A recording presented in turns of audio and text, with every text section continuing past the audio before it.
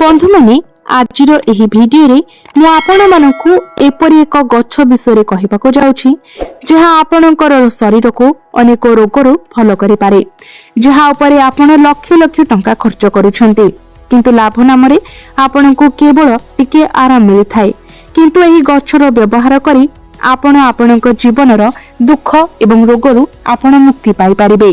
बंधुगण जदि आमे आपण को तांत्रिक भाषा रे कहबो तो यही गछर व्यवहार करी आपण आपणक जीवनर दुख समस्या दारिद्रता अत्याचार भय एवं कष्टर मध्य मुक्ति पाई पारिबे। एही क्रम रे आज आमे आपण को एही गछ विषय कहबाक जाउछु जहाँ आपण आज पर्यंत जानि नथिबे। बंधु माने हिंदू पौराणिक कथा अनुसार এই गछको एक अत्यंत पवित्र गछ अत्यंत मूल्यवान एवं अत्यंत विशेष गछ बोली विवेचना करा जाए। हिंदू पौराणिक अनुसार ଏହି गछको बहुत ही मूल्यवान विवेचना करा जाए। सीधा सड़क यह उल्लेख करा जायछि जे यह आपणकर भाग्य को बदलाई दे पारे। बंधु माने केवल भारतीय माने ही नहीं बरं विदेशी माने मध्य ଏହି गछर अनुसंधान रे अछंती। ଏହି गछर तांत्रिक शक्ति निर्गत एक एपरी चमत्कार शक्ति रही जहाँ आपणकर जीवनर दुख जंत्रणा दारिद्रता एवं समस्या को मूलरू शेष कर दे पारिबो। किंतु समस्या हेउछि जे एही गछ केवल भाग्यवान लोकों को ही मिलिथाए एवं जो माने एहाको पांती सेमानकर जीवन बहुत उन्नत हो जाय थाए। बंधु माने महान ऋषि माने हिंदू शास्त्र रे लिखिछंती एवं यह विश्वास करा जाए जे हिंदू शास्त्र अनुसार यही गछ देवी देवता मानक मध्य बहुत प्रिय। हिंदू शास्त्र अनुसार यही गछर चमत्कार शक्ति एपरी जे आपण देवी लक्ष्मी को प्रसन्न करि पारिबे। मु आपण को कहबाक चाहूँगी जदि आपण माँ लक्ष्मी को आशीर्वाद पाइबाक चाहूछंती तेबे आपणक जीवन रे केबे भी टंकार अभाव रहिबो नाही। जदि आपण ऋण नेइछंती तेबे आपणको ऋणरू मुक्ति मिलिबो। आपणको जीवन रे आसुथिबा समस्त असुविधा समस्या दूर होइजिबो।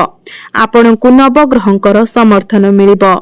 आपणकर भाग्य आपणको सपक्ष रे रहिबो जहा फल रे आपण प्रत्येक कार्य को बहुत सहज भाव पूर्ण करि पारिबे।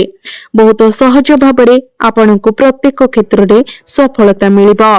बंधु माने आपण गोटे कथा जानिबा उचित ओस्त गछ हेउ किंबा अशोक गछ हेउ प्रत्येक गछर एक निजस्व विशेषत्व अछि। हिंदू परंपरा अनुसार प्रत्येक गछ को बहुत विशेष बोली विवेचना करा जाए एवं हिंदू परंपरा अनुसार एहा मध्य लिखा जायछि जे प्रत्येक गछरे विभिन्न देवादेवी वास करंती। ब्रह्मांडर विभिन्न शक्ति केवल गछरे ही वास करबाको आसंती।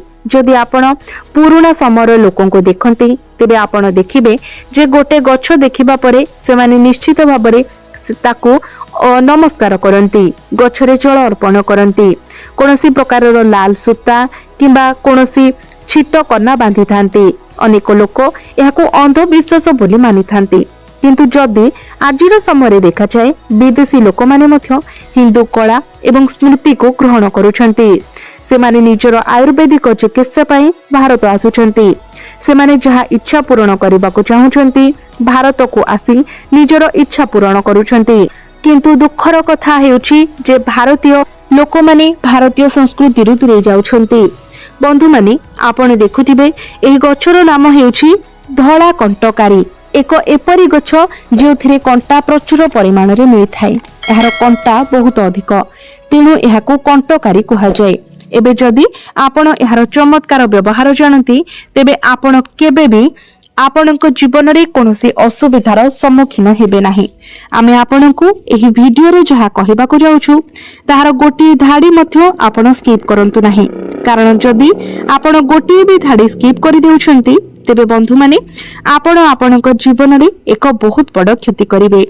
जदि आपण एही गछर व्यवहार बुझी पारंती तेबे एहा आपणकू गोटी टंका मध्य खर्च कराइबो नाही। किंतु विश्वास करंतु जदि आपण एही गछ को सठिक उपाय एवं सठिक प्रकार रे साधना सहित व्यवहार करूछंती तेबे एही गछ माध्यम रे देवी लक्ष्मी को आपण प्रसन्न करि पारिबे। आपणकू कोटी कोटी टंकार लाभ मिलिबो। आपणकर जीवन रे आपण अनेक उन्नति करिवे। तो बंधु माने एही कंटकारी गछ दुई प्रकारर गोटे धला रंगर एवं आउ गोटे बाइगणी रंगर। मने रख जे बाइगणी एवं धला कंटकारी केवल आयुर्वेद रे व्यवहार करा जाए, किंतु धला रंगर कंटकारी चमत्कार आयुर्वेदिक एवं तांत्रिक परीक्षण रे व्यवहार करा जाए।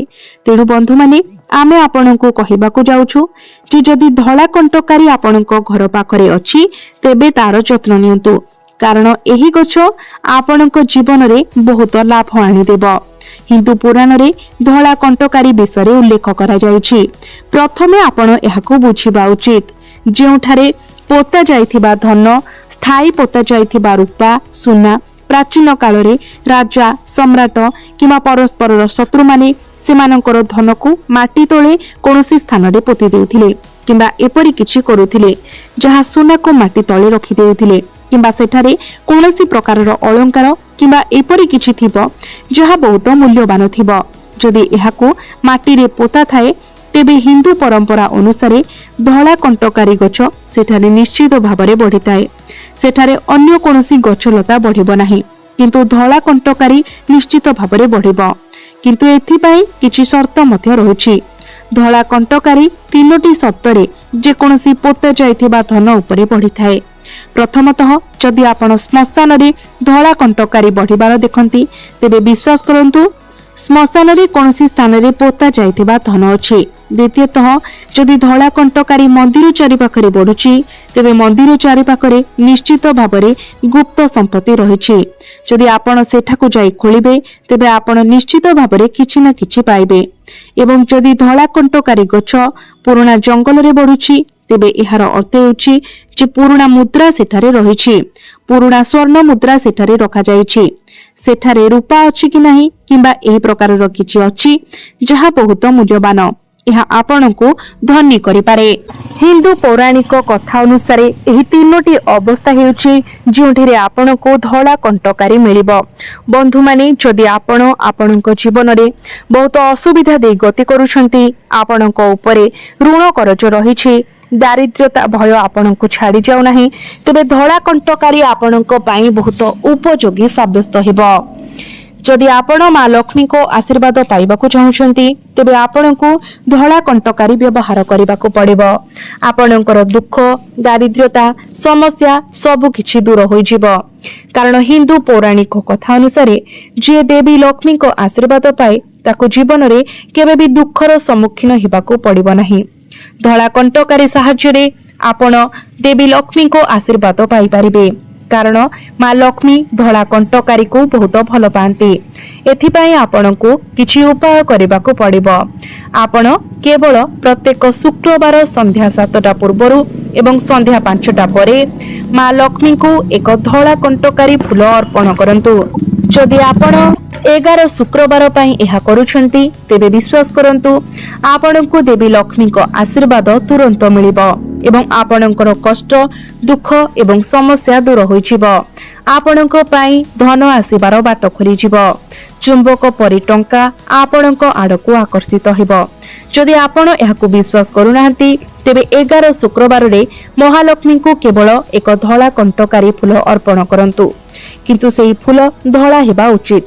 द्वितीयतः जदि कोनोसी व्यक्ति दीर्घ समय धरि असुस्थ अछंती एवं चालिबाकू अक्षम अछंती तेबे सेही व्यक्ति निश्चित भाबरे एक धला कंटकारी गछ लगाइबा उचित एवं तांको जीवनरु समस्त दुख दूर होई जिवो। यह विश्वास करा जाय जे जदि आपण एक धला कंटकारी गछ आणंती तेबे इहार मूल धोई दियंतु एवं धोइबा परे एहाको जे कोनोसी लाल कपड़ा रे गुडाई आपणको तकिया तळे किबा आपणकर मुंड तळे रखंतु।